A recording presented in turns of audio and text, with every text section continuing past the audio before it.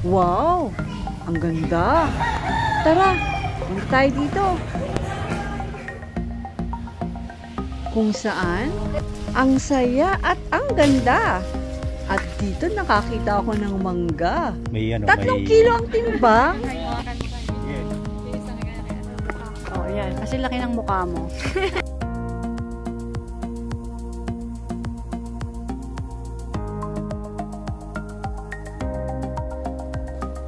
Dito lang yan, sa Keystone Orchard Villa, sa San Fernando, Pampanga. Welcome to my channel!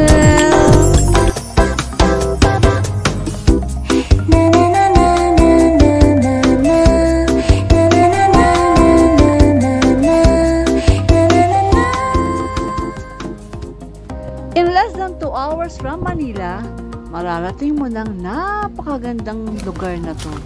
Dala tayo! Wow!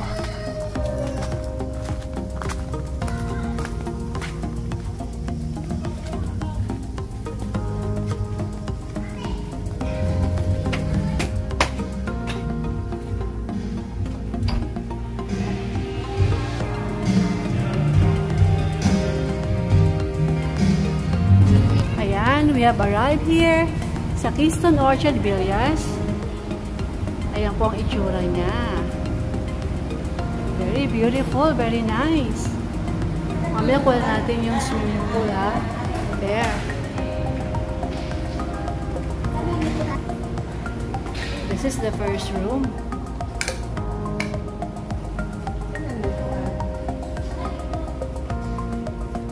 Extra bed.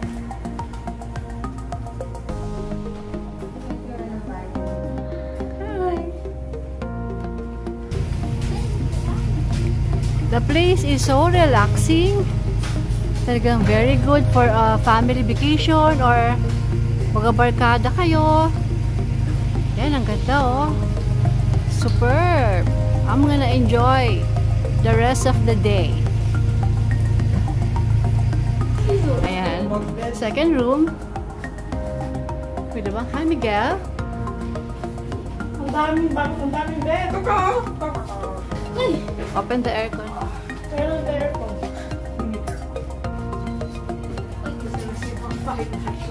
They are my cousins.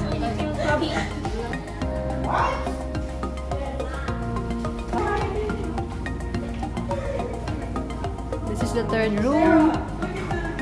I think this is the master's kasi ang laki ng CR. And then, merong terrace. Kaya lang medyo it's raining. But still, I will get to enjoy the swimming pool. The view from up.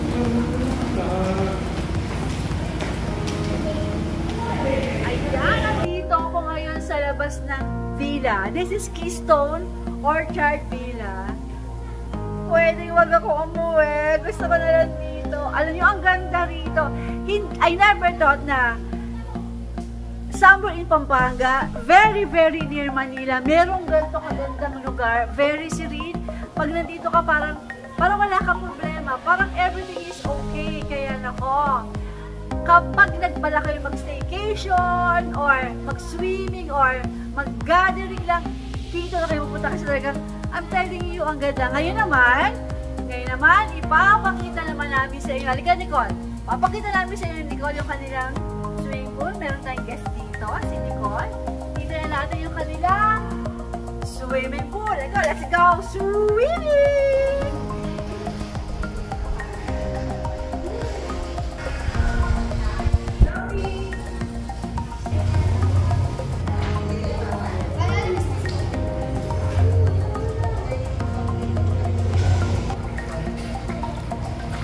And pet-friendly pa. Kasama namin ng mga pom-pom. Ayan sila, oh. Zoe! And Coco also enjoying the place. Kapag meron kayong mga pets, pwedeng dalhin dito.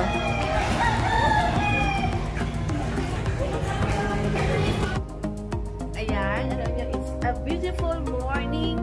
And gusto kong i-share sa inyo itong villa na napuntahan namin. It's Keystone Orchard Villa, located in San Fernando, Pampanga, just more than an hour away from Manila. I never thought na merong ganito kagandang lugar dito na parang talagang after a night of spending here, talagang my mind is recharged, my body is recharged, parang wow, parang stress-free ang Tita A ngayon. So, I'm inviting everyone, kung meron kayong gathering with big groups or malaki yung family nyo, go kayo dito kasi they can accommodate up to 15 persons at napakaganda po ng lugar. Tingnan nyo, ito yung kanilang mga rooms, yung amenities like the family pool is also nice, and kung ayaw nyo mag-swimming, ang daming entertainment na pwede nilang gawin dito. Like eto, mag-zumba kayo. O kaya naman, kagaya ng ginawa ko, mega sing your heart out. Kahit walang boses ng titay, napakanta ako rito kasi dahil sa ganda ng kanilang entertainment. Manood kayo ng Netflix or mag-YouTube kayo, ayos na ayos. Or, mag-ikot kayo kasi alam nyo, this is nakapalibot dito yung mga puno ng mangga na pag natapatan mo, like natapatan namin na ang lalaki ng bunga, kakaiba. Alam mo, iba yung happiness na bigay sa akin. Talagang lalo akong na-recharge kasi ayan, ang gaganda, ang lalaki ng mga mangoes. At napakabait po ng owner kasi alam ko yung mga nagiging guest na rito, binibigyan talaga ng mangoes. Kaya punta kayo dito. Nandito po lahat ng information. Pwede siya ng kontakin to inquire. Pero okay na okay po dito. Napakaganda po. Talagang in the morning, pwede na mag-jogging. Pwede mong enjoy yung paligid. Ang ganda-ganda. Nakaka-relax talaga. And, to top it all, ang lapit lang nito sa Manila. Para ka lang nasa hacienda mo. Ito ang hacienda ni Tita A. So, I'm inviting everyone. Kapag may time kayo, huwag na magpunta. Rest mo lang sa south. Punta ka ng north kasi 1.5 hours away. Meron pala ganito kaganda. So, Keystone Orchard Villas. Punta kayo dito. Ganda talaga. Sir Nong, anong klaseng mga mangoes itong mga nakatanim dito sa farm ninyo? Actually yan yung mga Millennial mangoes. Tapos parang nakita ko meron rin kayong mga mahaba na parang nakikita ko yung sa Bangkok eh. Yun yung Ivory mango. Tsaka, Ivory mango. Tsaka yung Valencia Sprite. Tapos, ikaw sir ang nagtanim noon? Ikaw talagang... Kung taga-assistant niya, yung parang nagtatayong farm manager. Wow! Kasi puntahan natin yung mga mangga. Okay. Excited na ako. Ayan. Ito, nakikita nyo yan. Sir Nong, ang tawag po sa mango na ito? Ang lalaki ng bunga. Elephant mango. Elephant mango. Ilang puno meron kayo nito dito? Siguro may 10 yan. Tinatakpan kasi para sa mga insekto? Para protection sa mga insekto yan. Grabe, ang lalaki. Ito po ay binebenta o? Pinamimigay lang sa mga guests namin. Pag market sa resort. Resort. O kaya mag-checking kayo dito. Souvenir nila. Ganda, daming bunga. Yan. Oh. Maliliit pa to. Oo, maliit pa yan. Ibig sabihin, mas lalaki pa yan. Umabot ng 2.5 kilos. 2.5 kilos ang isa. Oo, 2.5. So, pang 10 tao. Oo. Ilang isa. Pag hiniwa yan, isang bendeyado na. Pag ano. Grabe. Ito ang maganda. Ito ang ganda. Perfect. Ito perfect, Nicole.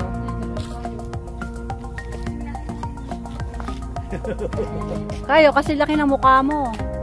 Kasi laki ba yung mukha ko? Oh, yan. Kasi laki ng mukha mo. Ito mga may mga cover na to. Jackfruit din yan. Or langka in Tagalog.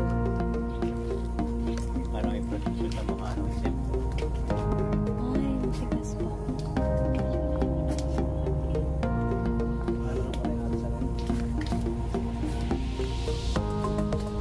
Pagkita ko una na. Pwede na.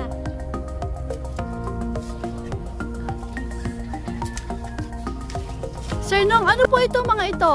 Mga longgan yan. No? Longgan. Kailan ang kanila nito ako'y pupunta ulit rito? After, ano pa yan? Mga 2 months pa. 2 months pa. Wow. Ilang puno ng longgan meron kayo dito? Actually, ilan lang. Ilan lang. Nabubuhay pala dito sa Manila to, no? Dalawa na nga.